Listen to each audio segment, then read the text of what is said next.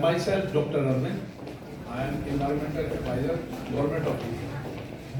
And surprisingly, wonderfully, I came here and meet all your honors and book reading. Yes, sir. और यहाँ देखने के बाद मुझे मालूम हुआ कि I want to say something because of that Hindustan के अंदर आज ये लहर चल रही है कि हर आदमी कुछ ना कुछ कहना चाहता है।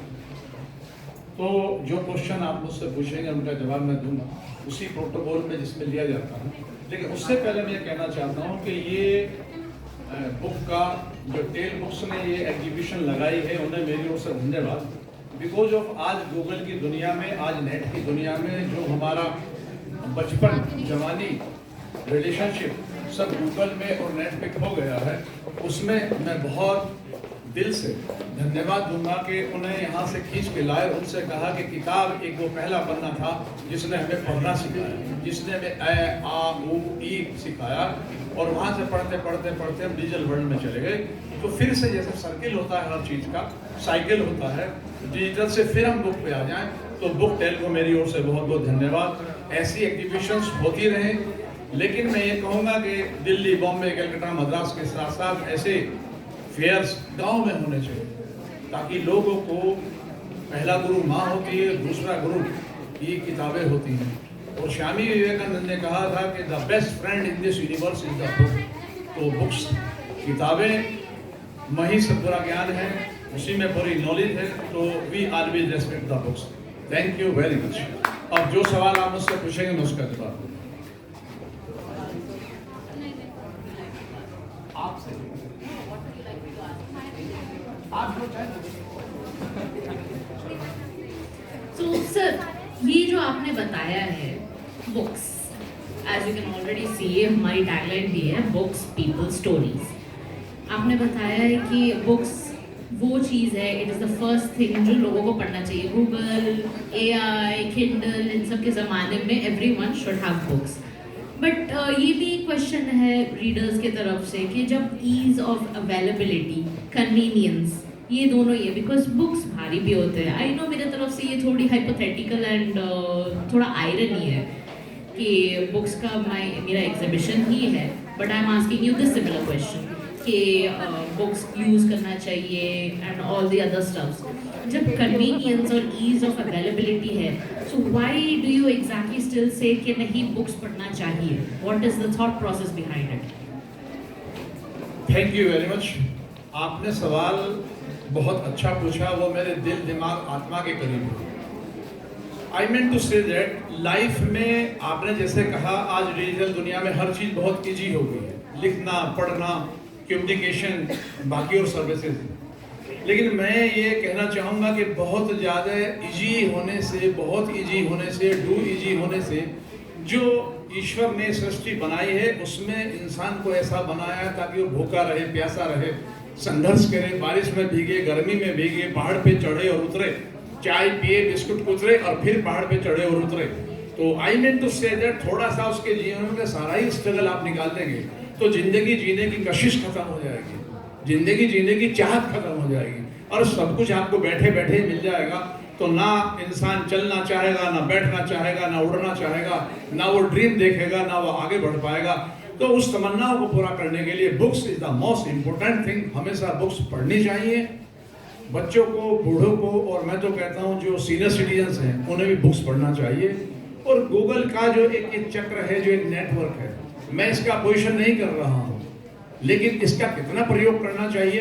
किसी एक फिलोसफर ने कहा है कि all these facilities are the pinch of salt. जैसे जीवन में नमक, पिंच ऑफ साल्ट इतना होना चाहिए, अदरवाइज वो very dangerous to our next generation. Thank you. Pinch of salt important, not more than a pinch of salt. If it becomes more than a pinch of salt, it's harmful, and if it is less than a pinch of salt, it's definitely. Again, your questions is wonderful and beautiful. इसमें मैं कहना चाहूँगा जो हमारे राम, कृष्ण, गौतम बुद्ध, तो उन्होंने ये बात कही थी कि उनके शिष्य ने उनसे पूछा कि आप बताइए कि जीवन में जहर क्या है, what is the definition of poison. Gautam Buddha ने कहा आपके जीवन में जो भी आवश्यकता से अधिक है वही जहर है। जस्ट एग्जाम्पल, चाहे वो लग्जरी हो, चाहे वो दोस्ती हो, फ्रेंडशिप हो, प्यार हो, मोहब्बत हो, दोस्ती हो, अगर वो आवश्यकता ज़्यादा है तो वो जहर बन जाता है। और आज की डेट में जो हमारी जनरेशन हैं, आप देखिएगा वो इसी जहर से dot dot dot. Thank you. Next question. Anything we'd like to ask the audience? Would you love to have any questions for sir? आप कुछ पूछना चाहेंगे that sir would love to answer you? Sir? Just I want to ask one question. How to increase your life in environment and how to convince each and everything to your work profile? Life and environment, Yes. Good question. आपका शुभ नाम क्या है? Brajesh Thakur. Brajesh Thakur, thank you very much. मैं दिल से आपको इस बात की शुभकामना देता हूं कि आपने एक ऐसे शब्द का इस्तेमाल किया, इन्वायरमेंट का। Environment is not a subject. Yes. Right. आज हमारे देश में नेशनल इंटरनेशनल लेवल पे इन्वायरमेंट को लेके बहुत बड़ी बहस छिड़ी है, पर्यावरण को लेकर बहस छिड़ी है। तो इन्वायरमेंट के सब्जेक्ट नहीं हो सकता, this is not subject. Because of that all universe and the all composition of the life is made of the 5 elements: अग्नि, जल, पृथ्वी, वायु और आकाश। इन 5 तत्वों से मिलकर पूरा ब्रह्मांड बना है। और पूरे पेड़ पौधे, जलचर, थलचर, नभचर, आप, हम सब 5 तत्वों से मिलकर बने हुए हैं। तो हम लोगों को अपने इन्वायरमेंट के लिए एक कदम बढ़ाना चाहिए। और मैं टेल बुक से कहना चाहूँगा कि अगर कोई बुक्स ऐसी हों जो इन्वायरमेंट से रिलेटेड हों तो वो गांव के स्कूल में या जिन बच्चों के पास बुक्स नहीं हैं वो उनके पास पहुंचानी चाहिए, ताकि हम अपने एनवायरनमेंट को, मदर नेचर के बारे में अधिक से अधिक जान सकें, आगे बढ़ सकें और इसका प्रोटेक्शन कर सकें, संरक्षण कर सकें। क्योंकि अगर हम अपनी प्रकृति का संरक्षण नहीं करेंगे तो वो दिन दूर नहीं है कि जिस तरीके से अभी पिछले 1 साल से क्लाउड बस्टिंग्स हो रही है, लैंडस्लाइडिंग्स हो रहे हैं, फायर की पोजीशन बहुत डिसबैलेंस है, और ट्रेंडो और ओशियंस में जो चीजें आ रही हैं, ये नेचर का एक हमारे लिए, मानव के लिए एक सूचना है कि भैया थोड़ा सा समझ जाओ। अगर इन्वायरमेंट नहीं होगा तो टेक्नोलॉजी आप कहीं भी ले आए, एक दिन विनाश, क्या बल्कि मैं कहूँगा सर्वविनाश निश्चित है। और इस मौके पे मैं यही कहना चाहूँगा कि जैसे बच्चों का जन्मदिन होता है, मैरिज एनिवर्सरी होती है, अपने जो हमारे पूर्वज हैं उनकी पुण्यतिथि होती है, तो उसमें हम छोटे छोटे काम करें, पेड़ लगाएं, पौधे लगाएं, पंछियों को बचाएं, ठीक है, तितलियों को बचाएं, जो पशु पक्षी उन्हें बचाएं।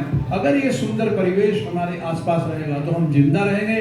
Otherwise the human being now is the knowledge create such type of environment in this world is the deadly. No emotions, no sentiments, no expressions and no good air quality. जैसे दिल्ली में आप देख रहे हैं एक आयुष 450 हो गया और देहरादून में मात्र 50-60। AQI air quality index. Because of that जल वायु, अगर पृथ्वी आपका अच्छा नहीं होगा, वायु एयर क्वालिटी अच्छी नहीं होगी तो आपकी हेल्थ अच्छी नहीं होगी, विचार अच्छे नहीं होंगे, ना आप अच्छा सोच सकते, ना आप अच्छा कर सकते, ना आप अच्छी लाइफ जी पाएंगे। बस वही tablet tablet tablet, doctor doctor doctor, reports and all this things. तो इससे बचने का एक ही तरीका है कि हम उगते हुए सूर्य को देखें, उगते हुए चंदा मामा को देखें, उन तारों सितारों को देखें, और इस ब्रह्मांड की जो इतना बड़ा क्रिएशन है ईश्वर का, उसे हम देखें और उसे इन्वॉल्व करें कि वो कितना महान है, कितना विराट है, जिसने हमें जो है एक अवसर दिया है यहाँ रहने का। बहुत बहुत धन्यवाद। Thank you so much. Thank you.